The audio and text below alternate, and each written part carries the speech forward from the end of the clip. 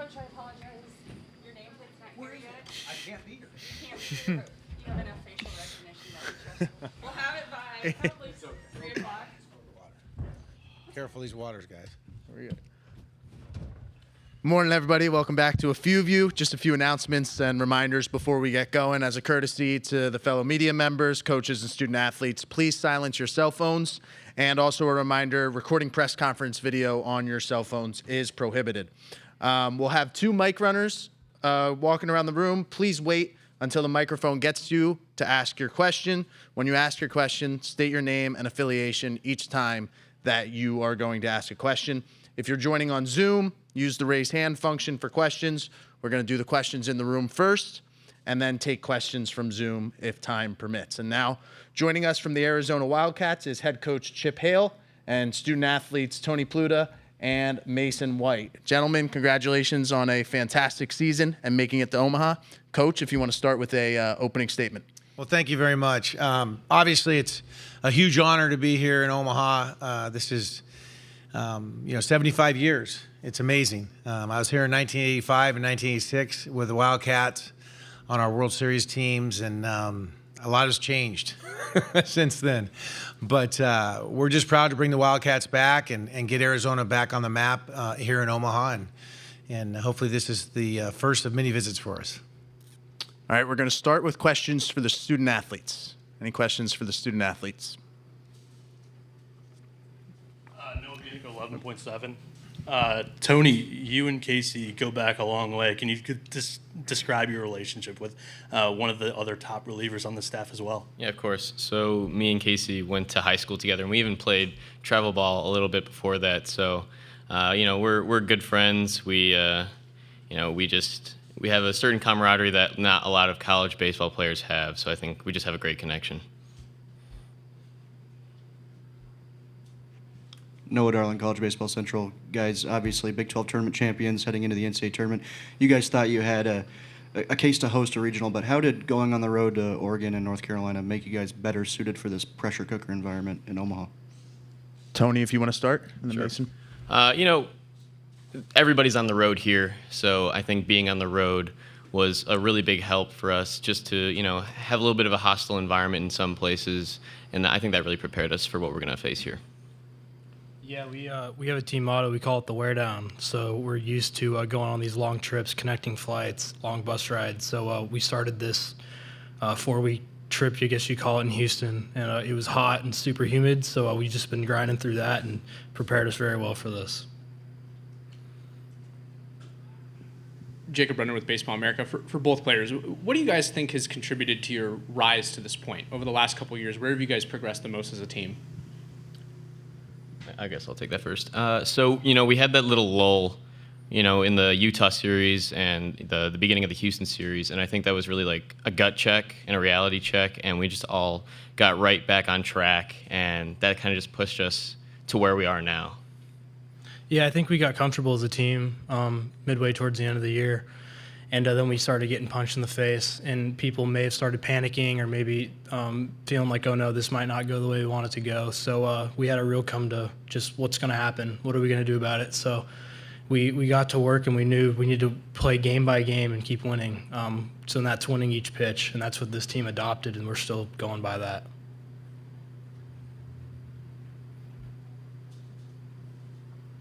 Mason, you guys entered the field of 64, 53rd out of 64 teams in home runs hit this season. Yet that first regional weekend, you guys explode offensively. And then the second weekend going into Chapel Hill against a very good pitching staff, you guys win that series as well. What's been clicking offensively for you guys this past 2 weeks?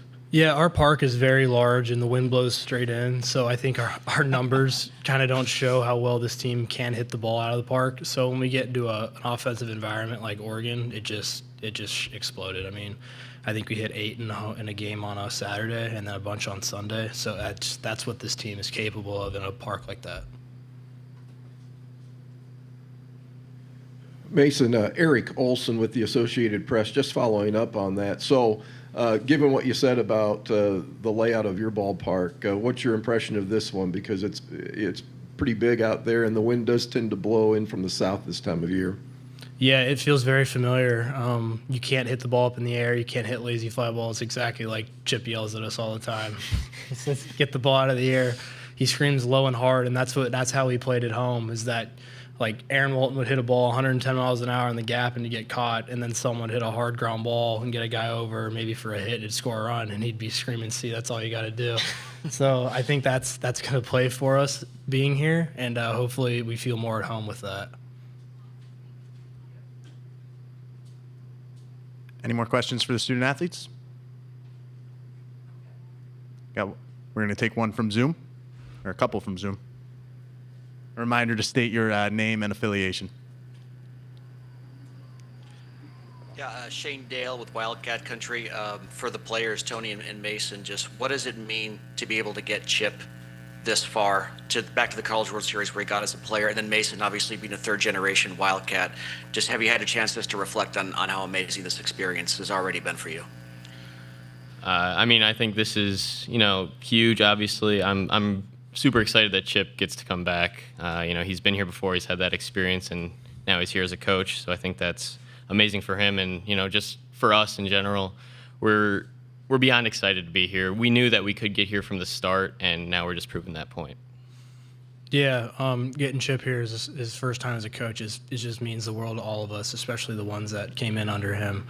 And then being the third generation, it's huge. I get to say I'm in the legendary group of Wildcat teams that have made it here, and there's a bunch of them. But being the first one with Chip it's awesome.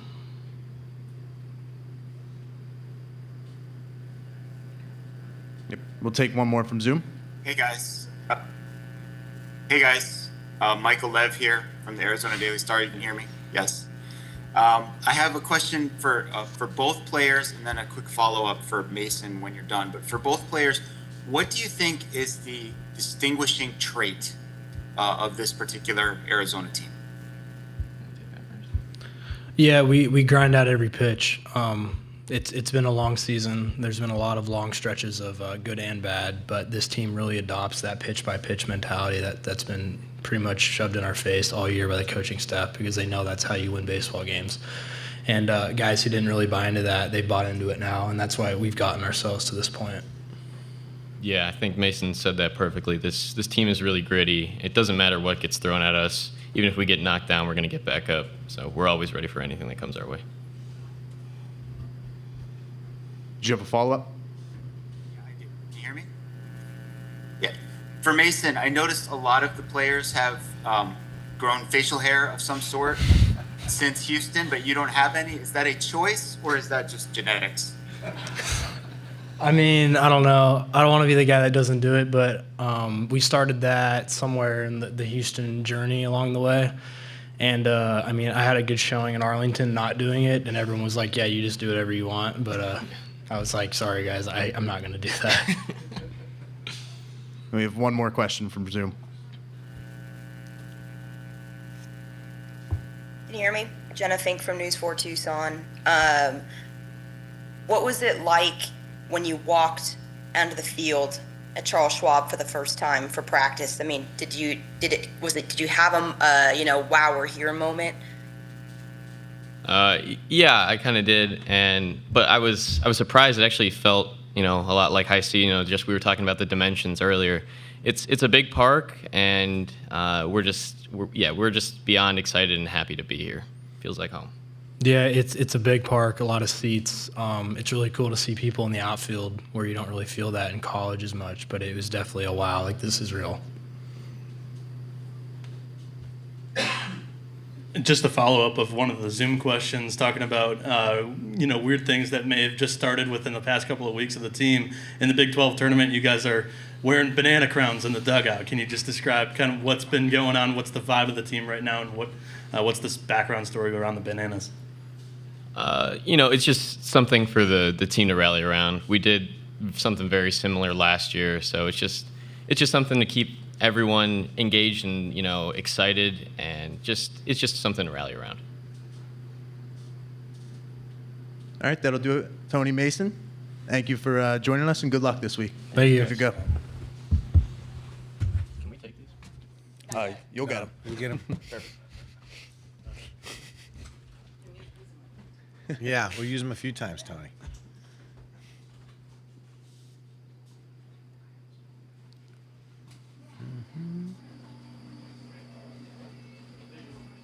Yes. All right, now we will open it up to questions for Coach. Start in the back. Hey, Chip. Eric Olson with the Associated Press. Kind of ran this question past Coach Schnall just a little bit ago. Totally different field this year than last year, with 6 conferences and 1 independent represented here this year versus 4 ACC and 4 SEC last year. I guess, first of all, what's kind of your general take on the makeup of the field? And could you also comment on how there was so much talk about a takeover of the SEC and the Right. ACC of college baseball a year ago, and this year it looks like the rumors have been greatly exaggerated. Well, yeah, Eric, I think that's a great question. I didn't know that we were all new teams, the 8 teams, until yesterday. I was talking to somebody and we realized it.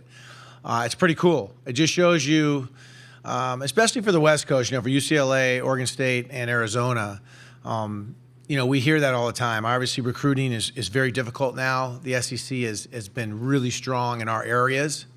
And so, we kind of got together, as a staff at Arizona and said, hey, we can't complain about this. These kids are going. They're on ESPN every weekend. They got great fans down there. The only way we're going to change this is to get back to Omaha for us and for everybody on the West Coast if we want to change this, if it's going to change. So it is interesting, but still the great teams. We played a bunch of SEC teams. We played a bunch of ACC teams this year, and they're tremendously good. And when you get into a regional, when you get into a super regional where it's a 2 out of 3, anything can happen, and we proved that. To lose 18-2 and then come back and win 2 really close games. North Carolina was unreal, very very good team, and all those schools, LSU, Arkansas being here. They're tremendous teams. So we're just going to play it out. We're just going to, like the kids say, we're going to grind it, and hopefully, the West Coast can show big this series.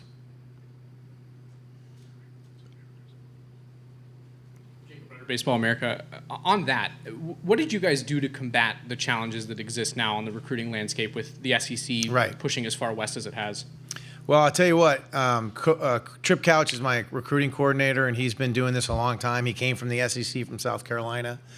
And, when we go through the recruiting process, obviously everybody goes through it. And it's a frustrating deal. You bring these kids in, whether they're portal players, whether they're high school kids, and you lose them to wherever, Texas A&M, UCLA, Oregon State, whoever it is. And he said to me all the time, hey, we only need to get about 10 to 12 good players a year. That's all we need to worry about. And they're out there. We have so many great players in this country, whether they're in Alaska or Washington or Florida. There's plenty of players. You can see from our roster, we're got kids from New York, we got kids from Chicago. We'll go anywhere to get them. So you just have to get good players that are going to play good, solid baseball, and we've done that this year. Noah Bieniek of 11.7. Coach, you obviously have a strong offensive background, but throughout this run, you've given a lot of credit to the pitching staff. Yeah. And I also want to tag along on the recruiting questions here. You replace a lot of the pitching production from last season, but not only that, the last 2 years, it's not just a flash of pan success this season. The last 2 years, this pitching staff's been really strong. Can you also describe the impact that Coach Kevin and John have played in this team's role? Kevin Vance and John DeRoy, and obviously John's our pitching strategist, and obviously Kevin's our pitching coach. They've done a phenomenal job. And that starts, like there's kids that are on our staff right now that have very few innings that are going to be big parts of it next year. And that's what we did with Owen Krankowski. Owen pitched very little last year, but we knew from what the pitching plan was for those guys and what they were creating with his shapes, that he was going to be an impact guy for us. And we have guys this year with Mason Russell, coming along, that's going to be a big impact guy for us. Now Smith Bailey comes in, and the maturity level was so high that the shapes took hold in the fall, and we could see that he was going to be an important guy for us. But yeah, that's been a big deal. And in this ballpark, pitching is going to play big in this thing. This time we're going to take some questions from Zoom. Please remember to state your name and media affiliation. Yes, Chip, Michael Lev with the Arizona Daily Star. When you look at the stats, some of the main stats for the participants in the College World Series, you guys aren't that high in a lot of categories. Yet, here you are back in the World Series. What do you think has enabled Arizona to maybe be a team where the whole is greater than the sum of the parts? Yeah, Michael, that's a great question. I mean, I don't. Sometimes I look at when I'm coaching third now, I look up at the scoreboard and I'm shocked at how low some of our averages are, because it's funny. You know, Tommy Splain's been here for 4 years, and he just does. All he does is get big hits in big situations. So I think that's part of it. I think our guys have risen to the occasions when we need to. We've been much better in the bunt game, the small game a little bit that we haven't been in the past, as you've seen a bunch of us, Michael. So you know that those bunts have been huge for us. But yeah, just clutch hitting, grittiness, and again, the pitching, keeping it close. I mean, obviously you saw what happened Friday in Chapel Hill. It didn't matter how gritty we were when they were hitting the ball over the ballpark. So we need good pitching every night to stay in the game and stay close. Take another question from Zoom. Yeah, Shane Dale with the Wildcat Country podcast. Chip, congrats on making it back to Omaha. To be able to do something as special as winning the College World Series as a player and then leading that same program back there as a coach. I know it's been a crazy few weeks, but if you had a moment to just take a step back and reflect on what this program and what the University of Arizona have meant to you in your career. Yeah, Shane, that's a great. You know, it's interesting. We did a bunch of media today, and they gave me a tablet, and it had all these videos of me playing in '86 here, and it brought back a lot of memories. And you know, the Wildcats and the University of Arizona had a rich history here. You know, Coach Kendall obviously winning the 3, Andy Lopez winning in 2012, and Jay bringing them back in 16 and 21. So yeah, it's a huge deal to be here. The city, I don't know if you know this, but the city of Tucson is the U of A. You know, it's a college town, and we get a lot of support at High Corbett with our people, and even when school's out, we get 5,000-6,000 people a game. So it's huge, and just to look back on it, I'll wait till this is all over because we got a lot more work to do. I have another question from Zoom.